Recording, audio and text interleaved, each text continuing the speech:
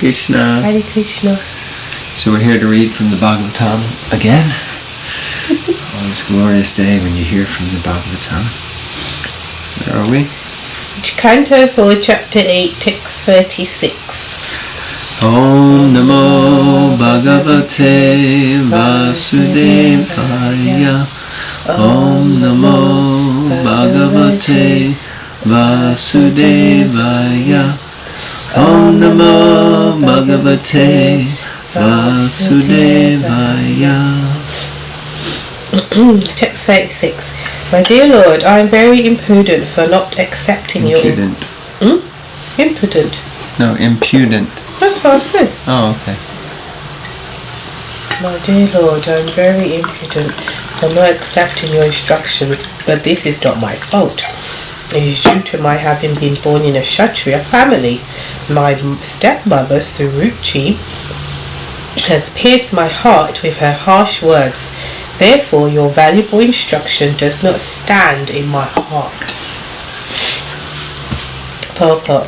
It is said that the heart or mind is just like an earthen pot.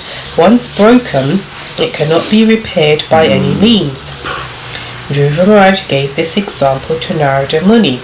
He said that his heart, having been pierced by the arrows of his stepmother's harsh words, felt so broken that nothing seemed valuable but his desire to counteract her insult.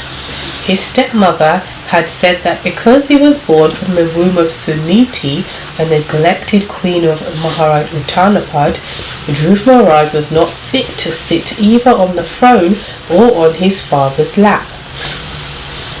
In other words, according to his stepmother, he could not be declared king. Dhruva Maharaj's determination, therefore, was to become king of a planet exalted even beyond that possessed by Lord Brahma, the greatest of all the demigods. So that was an instruction. That was just the first paragraph. It's quite a long purport. That was the first paragraph. But it's interesting. I think we touched upon it before, like Narada Muni. It's a test, as we said. So he's like saying, go home, you little boy, you know. And so it's a test in his faith. And he doesn't fall for that and say, yeah, you're right, it's too hard. But I think it's also important where Dhruva Maharaj says, because I'm born in a Kshatriya family, you know, about nature and conditioning and upbringing. So it's like he can't just forgive maybe like a Brahmin might or some, you know, it's like it boiled his blood. It's like, I'm not, this is how I'm going to deal with it. This is my way of dealing with it. Yeah, and just because at the moment also the pain is very raw. It's also another learning curve that when we instruct people, or if we're asked to instruct them or advise them, it has to be according to time, place and circumstance. So, you know, someone just dies and you're like, oh, chin up, you know, or oh, never mind, or, you know, like it's when we're hurting in the moment and when it's still raw, it's really crucial how we care for someone or be there for someone. And it will scar that person, and they'll go on as time heals and goes on to, I don't mean it's in a bad way, but move on, get over it, move on eventually. But you do remember how someone was or was not there for you, if that makes sense. So, and it does make a difference how they yeah, that raw stage, you know, that rawness of when something happens. It's really, it can be quite damaging if you don't know how to speak. Might be better not to say anything. Not in a bad way, but might be better just don't say anything and just be there in that silence or whatever. Yeah, so at the moment it's that Prabhupada says, you know, that his heart is broken and he's hurting. He's still reeling, as it were, from the words of this stepmother who insulted him and his mother. You know, said your mother is a lesser person because you took birth. So it's not just him being hurt, and sometimes that's more painful when someone hurts someone who we love and dear to, that hurts more, and so it's a double impact on the heart. So interesting. Yeah, although so far really Prabhupada hasn't picked up, or the acharyas haven't picked up on that Dhruva Maharaj isn't kind of saying that, bringing it up, but it's a good point that somebody disses your mom. It's like, what do they? I know growing up, that was like the final cuss. If you get to the point where you're cussing someone's mom, that's like it's low. It's low. You're going to get a reaction at that point. Very, very powerful and instructive. I like this first line of the purport. It is said that the heart or mind is just like an earthen pot. Once broken, it cannot be repaired by any means. It just goes to show, similar to what you're saying, that apart from once someone's already hurt, how to deal with them, but how easy it can be for us to say something to someone in a way that upsets and hurts them. And it's very easy. So we have to be careful, because sometimes we do things or say things in a certain way, and that's it. The relationship is broken, and what can be done. So, next paragraph. Dhruva Maharaj indirectly informed the great sage Narada that there are 4 kinds of human spirit: the Brahminical spirit, Kshatriya spirit, Vaishya spirit, and Shudra spirit. The spirit of one caste is not applicable to the members of another. This is very valuable, and I keep thinking I need to read this book by Mother Irmala that we just got, Career Dharma, because it discusses this exact thing, The spirit of one caste is not applicable to the members of another. The philosophical spirit enunciated by Narada Muni might have been suitable for a Brahmana spirit, but it was not suitable for a Kshatriya. Dhruva frankly admitted that he was lacking in Brahminical humility and was therefore unable to accept the philosophy of Narada Muni. There you go. So, he was being true to his nature, and all glories to him. At 5 years old, he could understand that his nature, and that isn't my nature. Sorry, Nard, that's really wonderful, and for an advanced person like you, that's certainly the right thing. But for me, I'm messed up from this, and I need to deal with it and process it in a different manner. Really important, because often we see the world through our, the lens of our own consciousness, our own mind, and so we think everyone is seeing the same way, or everyone will feel better or feel something if it's done in the way that I like for it to feel. But that's not the case. Everyone is unique and individual. At least we have the 4 different orders. Next paragraph. The statements of Dhruva Maharaj indicate that unless a child is trained according to his tendency, there is no possibility of his developing his particular spirit. It was the duty of the spiritual master or teacher to observe the psychological movement of a particular boy and thus train him in a particular occupational duty. Dhruva Maharaj, having already been trained in the Kshatriya spirit, would not accept the Brahminical philosophy. In America, we have practical experience of this incompatibility of the Brahminical and Kshatriya temperaments. The American boys who have simply been trained as Shudras are not at all fit to fight in battle. Therefore, when they are called to join the military, they refuse because they do not have Kshatriya spirit. This is a cause of great dissatisfaction in society. It's interesting, isn't it? Wasn't Prabhupada, wasn't it the Vietnam War when he was writing this? Yeah. And he does mention this, replace the war and the call of duty and that. So it's interesting because, that's how it is, really, isn't it? Let's be honest, people get, what is it, roll call? Or, no, it's a term. when drafted.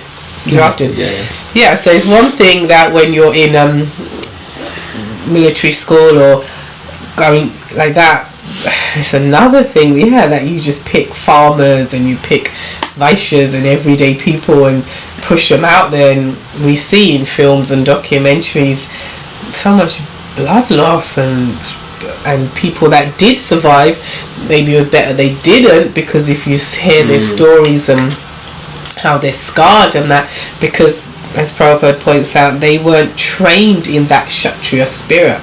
And most likely someone like Dhruv Maharaj would have been more equipped, better mentally or whatever on the battlefield, having been brought up in that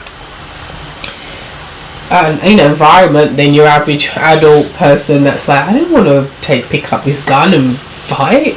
It's scarring. Scarring.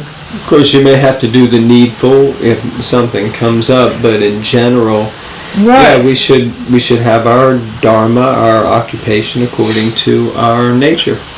And I really appreciate that. That it's interesting. It says the spiritual master teacher should observe the psychological movement of a particular boy. Of course, it only mentions a boy here, but that's generally the guru.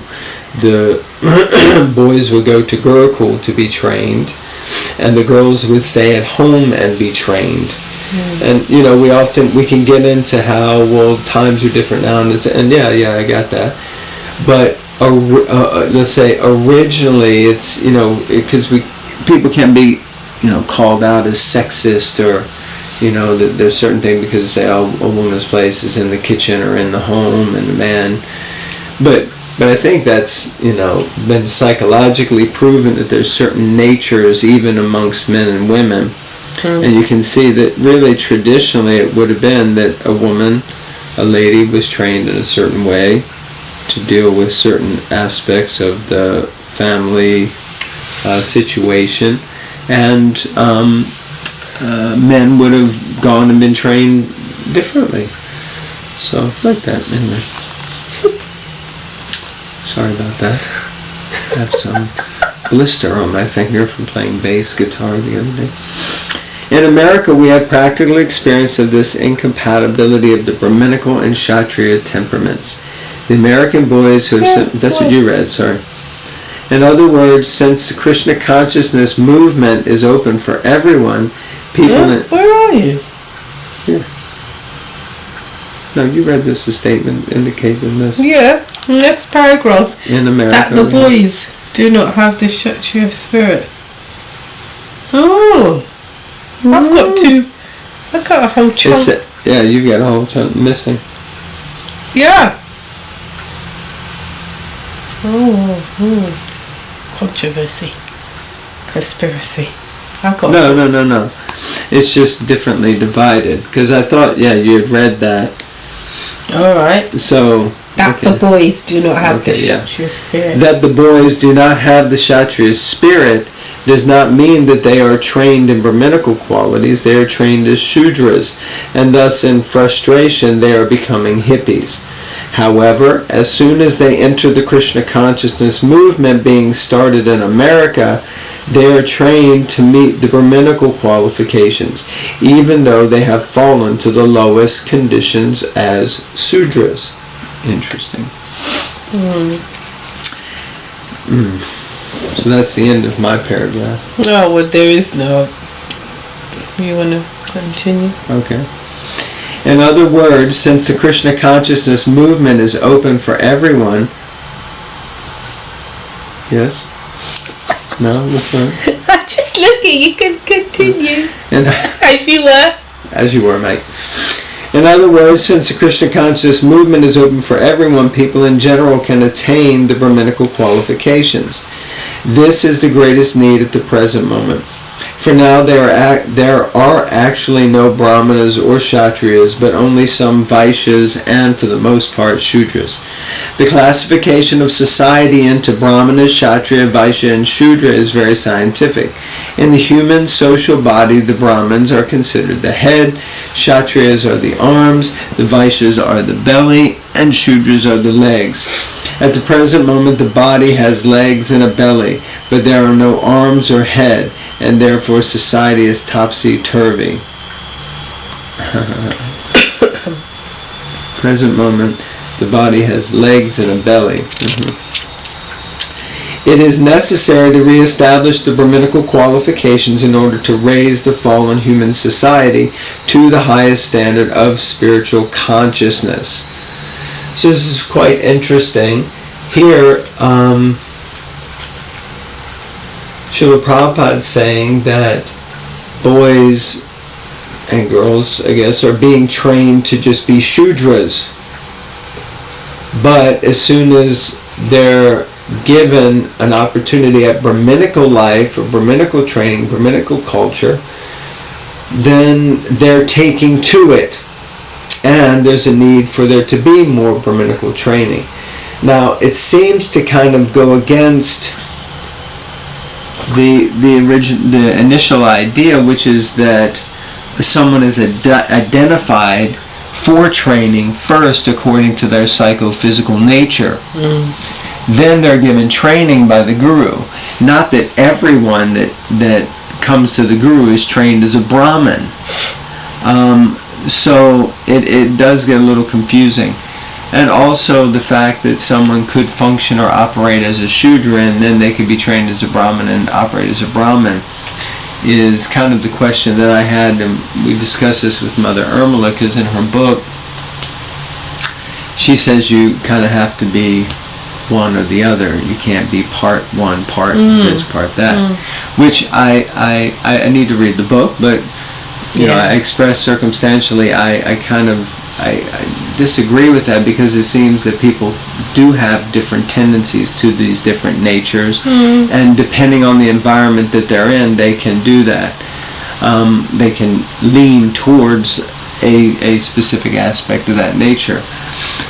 But anyway, so just that main point here is that it seems like, you know, we're training everyone as Brahmanas, but Prabhupada then later on said that only 50% of his work is done because the other 50% is to establish Varnashram Dharma, which means to identify someone's nature and to engage them and work according to that nature in the proper ashram. Yes, but I feel like if you see the final paragraph, because when Prabhupada came, often they said it was like an emergency situation, like he had to establish in a short amount of time the movement.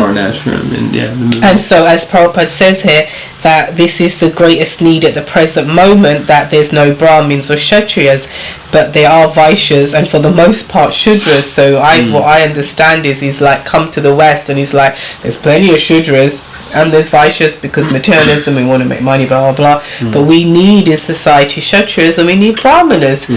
And so he kind of like went about doing that. Focused on Brahmins. Yeah, and initiating and blah blah blah, and yes, and then as you said, when he then boiling the milk, as it were, then he's realizing, okay, now we can focus on the other Varnas and Ashram, but it was like sometimes they compare when Prabhupada came to like being at war, or so it's like you got a emergency situation. You're dealing with what you've got. A farm boy in charge of a whole squadron, or so you're just dealing with. He's dealing with what he's got to establish a movement to some sort of defense mechanism almost against Maya, and teaching us that. So for that he needed to do all this deity worship, build the temples, do this, and Brahminical. That's how I took it, and then he was going to settle down, as it were, and okay, now let's do it. Because we saw, not to criticise, but then we saw obviously people's natures and this and that. Not everyone could maintain that. And ashrams and so, because fair enough, but Prabhupada himself said, didn't he, there'll be many casualties, as it were, but he's having to just do this needful, which we're very grateful for, as far as what we have now and take for granted. Yes, absolutely. And therefore grateful to the sacrifices made by those devotees who were part of his Leela. Really. Absolutely.